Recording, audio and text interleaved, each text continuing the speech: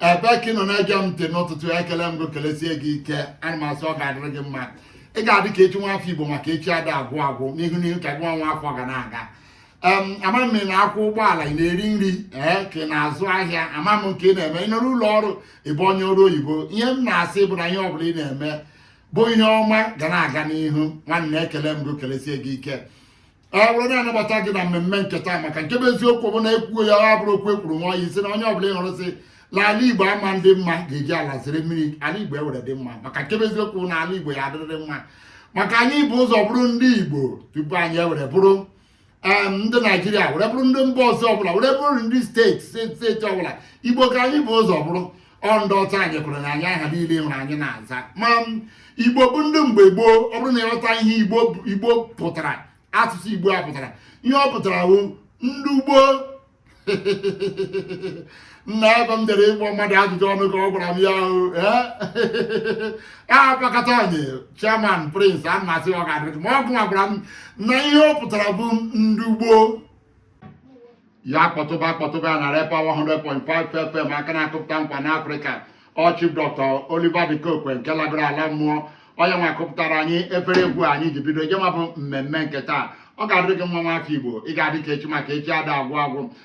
echefura na a na-enwe ihe anyị ga-eme isiokwu na ụbọchị Tọzdee ọbụla anyị bidoro ya nwa bụ mmemme ka anyị gbapụ ya ọsọ ịgwa gị ihe anyị ga-eme isiokwu nke taata ama m na ntịba aka nke gị ịma ihe na-ewuli ebe niile na a chọrọ iwepụtara anyị steeti ọzọ bụ ihe na-ewu ọ bụrụ na ị gaa ife ọnụ igwe eji ekwu okwu ife ebe ọ na-ekwu ebe na-ekwu ya ndị House of Rep obodo na-anọchite anya anyị nke obodo anyị bụ Naijiria ọ nke na-abụ nsọ nke ndị Igbo ekwerego n'ala Igbo kwesịrị inye ha steeti ọzọ ndị seneti ekweregokwe n'ala Igbo kwesịrị inye ha steeti ọzọ ọtụtụ ndị dị iche iche ekwerego n'ala Igbo kwesịrị inye ha steeti ọzọ echefuna na aka na-ekwu na ọ bụ ndị a ka ọ ga-abụ ka ọ bụ ndị nke ọzọ maka enwere otu steeti ndị pụtachara enwere nke akpọrọ Ada steeti enwere Anioma steeti enwekwara steeti ọzọ ndị dị iche iche Ada steeti na-ekwu na chi si n'ime steeti ndị dị n'ala Igbo were chefute ya chikewa steeti ndị dị n'ala Igbo were chefute ya ebe ahụ o nwekwara ndị ọzọ o nwere steeti nke ọzọ mmetụta ahụ ya n'oge adịghị anya nke ahụ nọkwa na-ekwu si kekwe na steeti ise ahụ enwere n'ala Igbo na sizikwa ebe ahụ nke fute were mezuo ya isii a na-achọ ndị ọzọ dịcha ka e were mee ya ka ọ dụkwa isi ma nke bụ Anioma steeti nọ na-ekwu ndị nke na-akwado ya nọ na-ekwu na ọ bụrụ na ekewe ya ọdụ ka anyị na ọ bụrụ na eke ya otu ahụ na ọ ya dị ka anyị nwere ihe ise chọkwa ka eke ihe ise ahụ mee ya ka ọ dị isii na ihe a dị ka nnụnụ si n'ala were gbagoro n'elu ikwu na ebe ọ nọ ka ọ ka nọ na ọ ji aka mma na chimeha aka na ụmụnne anyị ndị nke etinyere na Asaba ndị nke nọ na Bayelsa na ụmụnne anyị bụ ndị Igbo a na-agwa gị ihe a ndị nke nọkwarị na Edo bụ ndị Igbo nke na sitikọta ndị ahụ ọnụ were ha mee steeti ọ bụrụ Anioma steeti a na-ekwu okwu ya na ọ dị aka mma otu a ma tupu anyị aga n'ihu ọ bụrụ na mkpọbata dike so na ihe a na-eme so n'okwu a so na-aga ije dị na ya maka onye ya akọwara anyị ka o si mee ebe e jedebere anyị azụ ya ajụjụ dị iche iche anyị aghọta ihe anyị aghọtaghị na ihe a niile a na-ekwu maka nke bụ eziokwu na onye anọghị ebe a nọrị na-abịa echi ya vụọ o bido n'ụkpa vụọ ma n'ụtụtụ a mkpọbata ya kelee anyị azụ ahịa anyị alaghachite azụ anyị etinye ya na onye nwere nke a kpọrọ nwere onye na-ekwu okwu ọsị mgbe ka anyị hapụ ebe ahụ ka anyị hapụ ya ma ka mkpọbata ya ekele m gị dike ị ga-agwa ndị Igbo aha gị ịgwa ndị Igbo aha gị kelee ndị Igbo ndị Igbo ibe m Igbo kwenu ndị sụrụ Igbo si na Igbo okoloko oge ndị Igbo ka anyị nọ n'ime ya afa m bụ Chukwuemeka Kogolo onye nke eji Deputy Jesus mara n'ihe onyonyo nke social media Deputy Jesus perpendicular bisector Professor Black and White that perpendicular bisector ije na Facebook jee na Twitter jee na YouTube jekwa na TikTok, jekwa ebe ọbụla na Instagram, ofu afọ aka na-aza. So ọ bụ na ị na-agụ ihe anyị na-ekwugịta na ya kpọtụba, anọ m ebe a ka m wee kọwara unu ihe anyị na-eje. Abụ m onye Igbo si na Ọnịcha Ugbo n'ime Anịọcha North Local Government of Delta State. Ebe a ka m siri pụta. Ekewere ọta ihe a na-ekwu maka ya. Anyị ama nnọte aka ngwa bịa ka anyị zụọ ahịa. Ọ bụrụ na anyị zụọ ahịa anyị abịa anyị etinye onye nwa bụ okwu ọnụ n'ụtụtụ m. Echefuru na akara ekwentị ị ga-eji kpọwere etinye ọnụ mgbe o ruru gụnwa itinye ọnụ ga-abụ 089163496 ọ bụ akara ekwentị ị ga-eji kpọọ anyị mgbe ọ ga-eruru ka anyị zụọ ahịa. anyị ama nnọte aka anyị alaghachite azụ. Ya kpọtụba ya na RayPower 100.5 FM aka na-akụpụta nkwa n'Afrịka. Ama m na anyị hapụ Chief Osita Ọsadebe o nwere ike anyị anọ na-eji ya ntị anyị ha ama mgbe ohere jigara ha anyị ma ka anyị gbapụ ọsọ na ihe anyị kwe mere isiokwu n'ụtụtụ tata. Nwanna anyị chọrọ ka ị kọwara anyị ebe ejedebere na ya nwa bụ mmemme ihe gbasara inweta steeti ọzọ n'ala Igbo, maka ịkachi na mba ala Yoruba ga na-abata ma bụ onye ahụ nke batara wee ebe ndị omeiwu nọkọrọtara na nwekọrịta ya nwa bụ nkwekọta. Ijere ebe ahụ ị na ebe ahụ fụ ihe na-eme ngwa Igbo ji achọ ịnụrụ ọnụ gị ịma ebe ejedebere. Ụmụ Igbo na-ege m ntị, oge elugo ga ga-eji na-enwe aṅụrị maka na nke izizi bụ na nke a bụ oge izizi m fụrụ na ma ndị ugwu ma ndị Yoruba ma ndị Ilebinu ha niile kwekọrịta na oge elugo a ga-enye ndị Igbo otu steeti. Nke a bụ ihe sọchili ntị, bụ ihe sọkarịta karịa ihe niile. Ebe anyị nọ kịta na ike dị steeti bụ na ekwetego na ofu steeti ka a ga-eke. Ọ chọrọ nke odo oge anya maka ama na onwe ihe na-agbasa na soshal midia. Onye ọbụla na-ekwu na 34 ka a ga-eke, na 75, na 56. Ihe a niile a na-ekwu bụ propaganda, falsehood and lies. Ndị mmadụ nọ n'ihe onyonyo ka e wee mee ego ka eji unu akpa eji ede ihe niile a na-ede. Ihe a na-ekwu kịta bụ na ọ ga-enye ndị Igbo otu steeti. Anọ ndị Igbo sison nwere opportunity inweta otu steeti n'ime ọchịchị nke a nọ n'ime ya. Ọ bụzie na a ga-ekwu okwu steeti ọzọ, o mechizia ekwuwe ka e ga-esi mee ya. Mana ka inweta dị steeti ọ bụrụ na-ewe eteta ụlọ asị na steeti ọ bụ mba, enweta usoro nke a na-eso wee nweta ya. Ife a nọ n'ime ya kịta bụ na ote ya ndị kọmitii, the Joint Committee of National Assembly, ndị na-eme iwu, ndị Lower Chamber House of Rep na ndị Upper Chamber Senate ekwekọrịtago na a ga-enye ofu steeti. Ihe a nọzi n'ime ya bụ ke steeti nke ọ ga-abụ. Anọzi ekwu okwu na-enye eke steeti, ekwerego na-enye eke steeti. Ihe anọzi ekwu okwu ya bụ ke steeti ọ ga-abụ. Kedu steeti ndị Igbo chọrọ ka ọ bụrụ? Unu achọ ka enye unu Aba steeti? Ka unu achọ ka enye unu Etiti steeti? Ka unu achọ ka enye unu Anim steeti? Unu achọ ka enye unu Ada steeti? Ka unu achọrọ Anioma steeti? Ha wago ji tinyesi efe ya nnu. Ihe ọ dịzuru bụ ke nke unu chi iwelu suruzie mmanụ bido ribe. Ọhịa dịzi ndị Igbo n'aka. Mana anyị nwa na-ekwu ka m kwuo ka o si dị m, maka ọ bụrụ ọnụ onye ọbụla ka m ga-ekwu na ọ bụrụ nke m na ndị Igbo si na-etiri akpata etufu abụọ ọgaranya. Ka ọ bụ mbụrụ nke ga tupu m anyị gawara ihe ọ nwere ajụjụ m chọrọ ịjụgo. Otu ọdụ ugbu a ọ bụ na ọzi ndị Igbo jee n'ọnụ wepụtazie na steeti nke unu chọrọ ka a na-ekwu okwu ya, ka ihe a na-ekwu okwu ya ọ bụ ekwerego lee nke ọ gazi ịbụ ka ebe a nọ a na-ekwu okwu lee nke ekwerego lee nke ọ gazi ịbụ ka a na-ekwu okwu jee werezie unu aka unu wepụta nke ọ gazi ịbụ ka ebe a nọ. Otu ọ dị na a ka na-ekwu ke nke ọ ga-abụ, mana enyego ha ndị kọmitii ga-emepụ nke ọ ga-abụ 3 weeks to conclude from the day emechara izuụka a na Lagos. Ka e nyere ha 3 weeks ka ha wee nọkọta kwuo steeti ọ ga-abụ. so ebe a ka nọ na ya bụ ihe do n'udo a. So enwebe steeti ekwugo na ọ ga-abụ, mana onye ọbụla na-enwe olileanya na ọ ga-abụ Anioma steeti. Ka ihe eji onwe olileanya na ọ ga-abịa Anioma steeti, maka ọ bụrụ na ị gee ntị, nwanne anyị nwoke mbọsị ya na-ekwu Kenneth Okonkwo nwere steeti ọ na-ekwu okwu ya na Ada steeti na o kwesịrị ibido n'Enugu na ọ n'Enugu ka anyị ga-eme. Ọ nwekwara ndị ọzọ dị iche iche nọkwa na-ekwu ya. Ọ nwere ndị otu ndị ọha na eze ndị Igbo m tụrụ ajụjụ ha sị mba na ekwesịrị inwe steeti ya n'etiti Igbo na ọ kwesịghị ịpụ apụ na ize gbakwa ndị ọzọ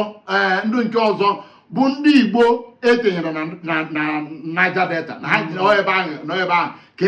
ka ihe o jiri ka ebe o ji na-adịghị ka ọ ya bụ Anioma. Ihe dị n'okwu a dị omimi mana ọ dị mbele. O kwesịrị nghọta. O kwe nghọta, ọ bụrụ ihe a na-anọrọ ọgwụ. Ekwugo m ya ka tụọ ya n'inu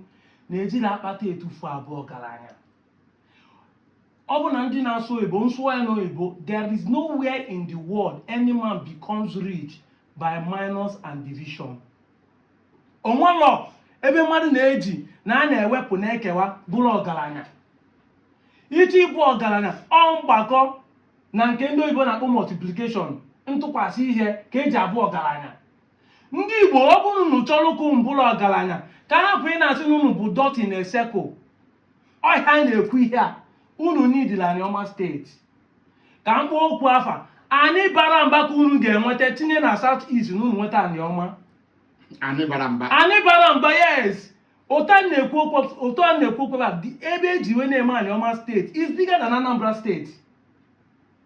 The Delta North a na-ekwu okwu ebe anwe na local government is bigger than Anambra State, is bigger than Imo State. Wetuo maka oyibo gị na-aga maka ịmụna nkata ndị Igbo ka ọ bụrụ na ikwuo ya n'oyibo enwere ike onye abụ onye be anyị ana-aghọtanye anyị na-akọ anyị na-anata azụ. Ihe na-ekwu bụ na anyị ka ndị ọka Imo steeti wee bụ ibu ọhịa nweta anị ka anyị na-ekwu ihe a, ọ bụrụ ọsọsọ anị ka anyị na-ekwu. Ị na-enweta ala, ị na-enweta ihe dị n'ime ndị mmadụ. Ọ bụ na ndị South East bụ 7 million enweta Anioma abụrụ 8 or 9 million maka ndị mmadụ ga-esi ebe a join anyị. Mana ọ bụ na eji ebe 7 million dị kewekwa ọkwa ofu 7 million ka ọ bụkwa. Exactly. And ihe ọ ga-emecha bụrụ bụ na ọsọsọ ndị nọ n'ebe ahụ ndị politishan ga na-ege enikwe ya. Mana nke anyị ga-enwe ọtụtụ mmadụ, anyị ga-enwe ọtụtụ local gọọmenti. Maka local gọọmenti ka ndị gọọmenti ji eke ihe a na-akpọ revenue a na-enye ndị geopolitical zone. Ka etie ya eche bifo a na-eme site mba anụ nwekwa ihe ọzọ dị n'ime ya. Ọ na-emekwa ka ịkpọnata ụmụnna anyị ndị furu efu na South sinsi ekewara South 1993. Ọkwa na ọ nwere ụmụnna anyị ndị furu efu n'ebe ahụ. Ndị ndo ihe nwa bụ ndị gazi imetụta maka ekwule ụmụnna anyị ndị nọ na Delta ka ndị ọzọ nwere ụmụnna anyị ndị nọ na steeti ọzọ ọ ga-emetụta ọrụ na ewepụ ndụ nke nọ na Delta maka na ụmụnna anyị ndị nọ na Delta kwụchi ike kwụrụchikwa ike na-agwaghị na ha bụ ndị Igbo dịka nke nọ ebe abụọ nwekwa na ha bụ ndị Igbo ọnwụ na ha na-ekwu ọ ndị Igbo ka ahụ ma e nwere ụmụnna anyị ndị ọzọ ndị nke nọ na steeti ndị ọzọ ọ ka na-eme onye akọrọ anya ha kwuru n'etiti labụ ha ma ha jere eje ma ha nọala ọtụtụ ime ha na-apụta mgbesi ha anyị bụ ndị Igbo ọtụtụ ime ha na-emenwe ya dịka ụmụnna anyị ndị nke nọ na ndị nọ na Igba nke na ndị nọ na Delta ndị ebe ndị Asaba na-abịa bụ apụta ọtụtụ ọ ga-esi gị anyị bụ ndị Igbo onweghị ihe mere onweghị unu ya aghọgbu anyị nwere ike mee anyị unu aghọgbu anyị ama nkwete ndị anyị bụ ke ndị ọzọ ndị steeti ọzọ nwere ike imetụta ịbanye na ya nwa bụ ihe dị n'okwu a bụ na onye ndị si na ọ dịrị omimi dịkwa mbere ọ bụrụ ihe a na-agbagharị. Ndị Igbo si onye ahịa na nwanne ya ọhịa eji mara ala n'Igbo onye na-eje ya dọkpụrụ nwanne ya ọ dịka ụka akpa ndị chọrọ bi na Nsarafe onye na-eje ogbu akpa nke ya. Onye na-eje oji ọmbrela o ji akpa nke ya. Ọhịa eji mara ndị Igbo onye ahịa na nwanne ya igwe bụ ike. So ihe a na-ekwu okwu ya bụ na enwere ọtụtụ ndị Igbo nọ n'ebe a ga-ewepụta ka ha bụrụ ndị South East. Ị na-anya ndị ụwa dị n'ụzọ, ndị Ịgba nke, ndị Iru Egbede, ndị a na-akpọ na bụ Ani Igbo ekewara tinye na Edo steeti. Aha bụ ụwa dị n'ụzọ. Ụwa dị n'ụzọ yes na ụwa dị n'ụzọ atụmọnụ ọzọ ụwa dị n'ụzọ iru egbede ịgba nke nwalụ vileji 6 n'ime ya Igbo Ntọ bụ obodo dị n'ime ya Olije bụ obodo dị n'ime ya ọmkpọba afa so ihe na-ekwu na bụ anụ ndị a ebe a ha nọ n'Edo steeti ahụ ya ka m sị ka anyị lọtala Igbo na ha nọkọta ha ebe ahụ ha nọkọta ọnụ ha atọ ha ụtọ mba otegana ka ha kwuwe na ha bụrụ ndị ebe afọ na ha chọrọ ka ekewata ha mana nwụrụ ka a ga-esi mebụrụ ụzọ nke a pụtarụzi tiwa ha sị mba na ha ga-esu ya biko maka oge ọ dị otu a ekwesị ka ewepụta ha anaghị ekwelugo na a ga-ewepụta ha ịhụ ndị omenala ndị na-aka iru ekwerugokwe na onwe ya na-akpọ boundary adjustment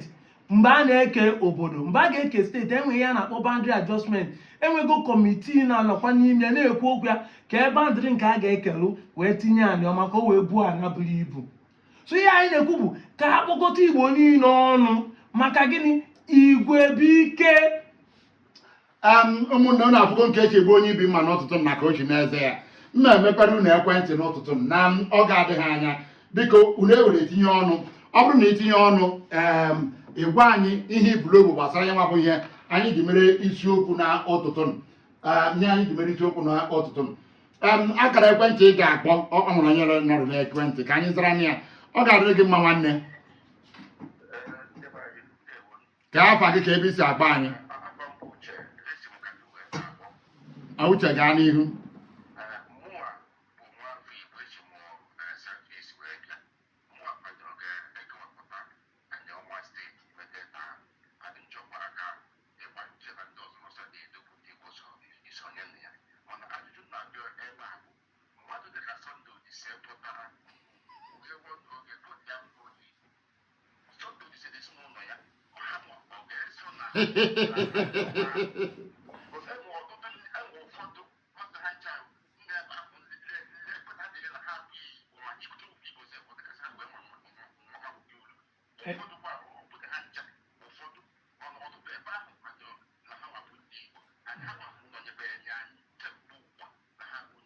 ọ ga-adịrị gị mma ọ nwere onye ọzọ na-akpa ajụjụ ka anyị aza ya mgbe adịghị anya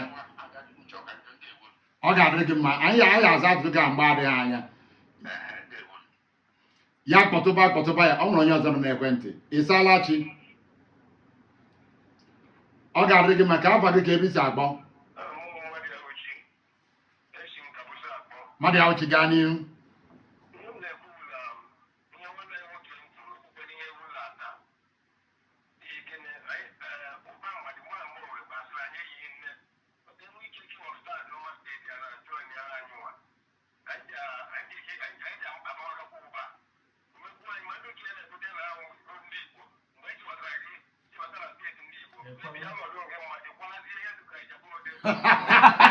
Udodi dede, udodi uche m dị ya.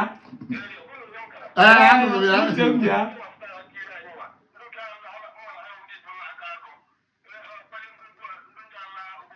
Ndị dị ala Kaduna, ndị dị ala Sokoto.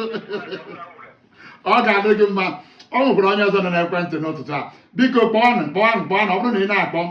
anyị na-ewere ka m kpọpụtakwara gị akara ekwentị ị ga-eji tinyekwe ya ọnụ ọzọ bụ 091 6 3 3 3 4 4 6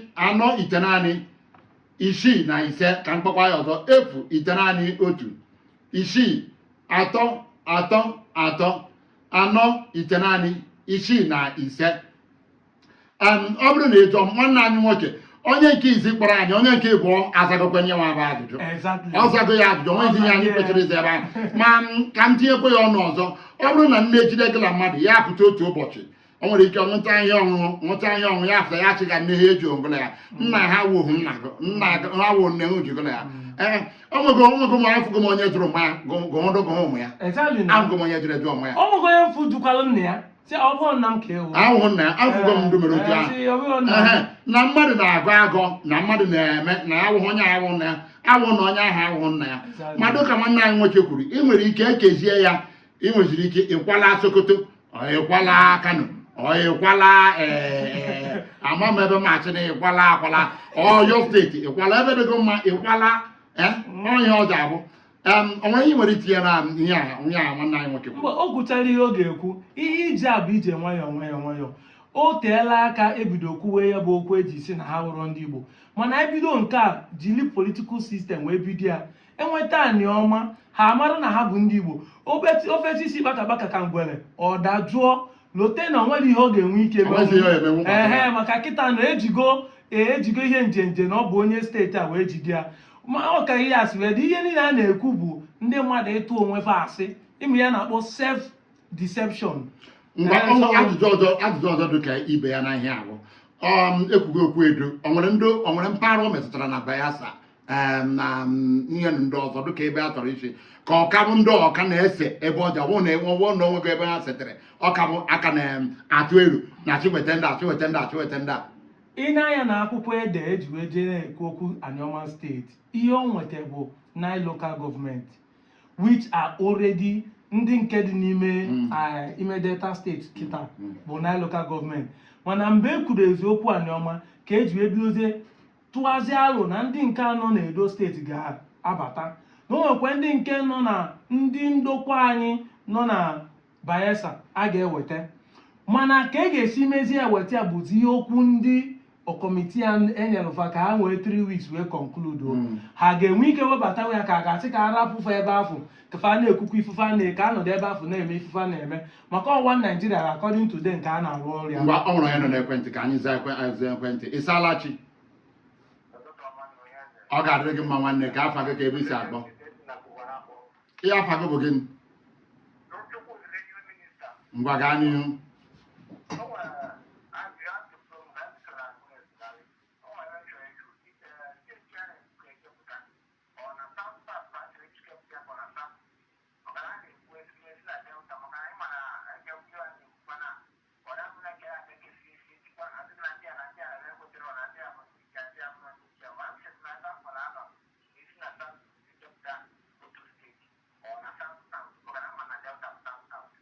Ọ ga-adịrị gị mma ọ chọrọ ịma ọ bụ na nkọwalụ gị ihe anọ ọdedo Naijiria anya ọfụma ị ga-ekwesị ịghọta na geopolitical zone abụrọ constitution it just a nomenclature gọọmenti ị na-ebupụ ihe na ya kpọtụba oyibo na-abanye m n'ọnụ oyibo na-abanye gị n'ọnụ ị ga-agba mbọ jee mee ka ọ bụrụ ihe achọrọ nke nghọta na ihe achọ ime abụrụ maka onye a ga-asị na o mechaa onwere onye ga-enwe ike si enwe ndị gala nọ na Anambra steeti ka o doo n'anya today enwekwa ndị gala nọ na Enugu steeti mana ha ma mpụta echi si na ha bụrụ ndị Enugu steeti na ha bụrụ South East ka o wete gị anya so hapụ ndị a na-asị na ya bụrụ ndị Igbo mmadụ ga na-azazi afa Chukwuemeka otu afa m bụ Chukwuemeka na-aza Kogolo nna m bụ Iwelu nwa nna m bụ Ọgwụ Amaka na-aza afa niile mbụrụ chi echichi ka onye Igbo na-eri nri ndị Igbo ebia echi si na m abụrụ onye Igbo hapụ ndị a na-asị na o mechaa na a ga-ekwu na emerọ ekegodu steeti a first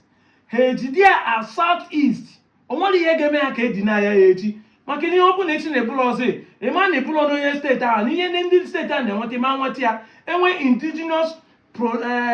indigenous gọọmenti approval ọmalụ ga aka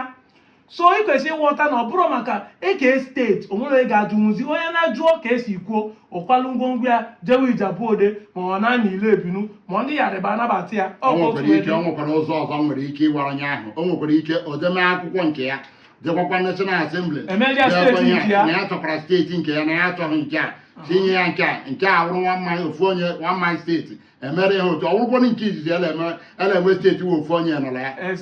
ọ ga-adịrị unu mma anyị ama nnọta aka anyị lachịta azụ ka anyị zụrụ ahịa ma ya kpọtụba ya na RayPower 100.5 FM aka na-akụpụta nkwa n'Afrịka anyị sị ka anyị nweta ihe gbasara ihe steeti a na-ekwu okwu ya ebe ejedebere na ya ọnya anyị nọ na-ekwu okwu ya taata ọ ga-okwu ikpeazụ nwere ịgwadebe anyị Igbo ekenekwe m ụlọ ọzọ ihe m na-ekwu dị nkenke onye ọbụla kwesịrị oge ugbu a ka anyị gosi ndị ọzọ ndị mba ndị ọzọ na Igbo niile bụ otu abịa na-agwa anyị na Igbo afụrụ onwe fafa n'anya Igbo ada achịkọta onwe fa Igbo ada asọpọtụ onwe fa oge elugo oge anyị ga-eji gosi na Igbo niile bụ ofu Igbo bụ ofu nwere Igbo ka Igbo ya kịta ka ọ ga-egosi na anyị bụ ndị Igbo ka anyị kwado n'onwe anyị kwado na Anioma ka anyị nwee ike nweta obodo nke anụ a ka e wee bụọ ụba banyere anyị n'ife nke ya na-eme n'obodo Naijiria na ọ bụzie na achọ ịtụ vootu anyị enwe ọtụtụ mmadụ ga-asọpọtụ onye nke anyị lekwe na ife a ka o wee dịrị anyị niile mma ya gaziere Igbo ndị ọma ekene m unu ya gaziere gị nwafọ ejima afa ndị Igbo niile na-eje ntị ụtụtụ a na-asị ka emesịanụ Igbo nọ na Anambra Igbo nọ na Abia Igbo nọ na Delta Igbo nọ na Bayelsa Igbo nọ na Cross River Igbo nọ na Edo Igbo nọ n'ebe niile dị iche iche Igbo nọ na Ebonyi steeti Igbo nọ n'Imo ejima afa ndị Igbo niile na ebe niile dị iche iche ma ndị nọ na Kogi ma ndị nke nọ na Benue were na-asị ka ọrụ n'ụbọchị onye osi ga-akwa nna ya onye ọbụla ihe efuru ọjọọ ebe ahụ nje were ya afa m bụ onye eze ka emesịa na ụmụnne m ọ ga-adịrị unu mma.